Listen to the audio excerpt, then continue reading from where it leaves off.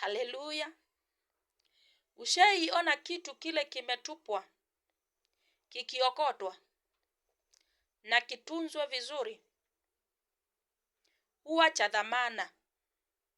Na mara mingi aliyekitupa akuja kupatana nacho huwa haezi elewa. Maana kwake hakikuwa na muhimu. Na kwake aliona ni takataka. Na kwake akaona kina msaada kwa maisha yake. Hivyo ndivyo ilikuwa wakati Yesu alikuwa ulimwenguni. Wakumuona, hata kufufua wafu, hata kuponya Lazaro, kumtoa kaburini, hata kuponya kipofu Bartimayo, miujiza mingi aliyefanya. Watu hawakuona. Lakini kafika mahali wakamsaliti, wakamwekelea msalabani.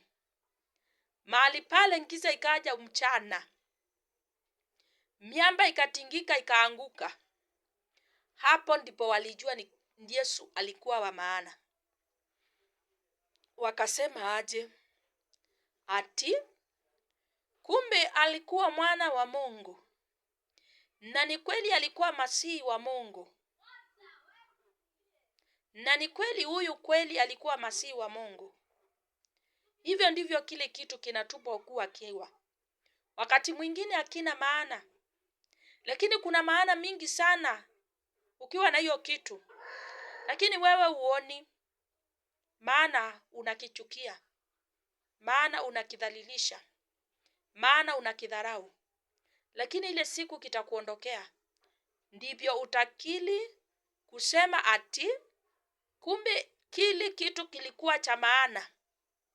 Lakini shida ile ikuwa maana mjito ni mchukuu. Kukirudia tena huwa ngumu. Maana Yesu kurudi tena wakili kweli ni mwana wa Mungu ilikuwa ngumu. Kwa maana hukumu ulikuwa umedhibitika. Mpendwa, tunza. Maana kikukuondokea inabaki kumbukumbu na majuto mchukuu. Haleluya. Amen. Mimi nasema tu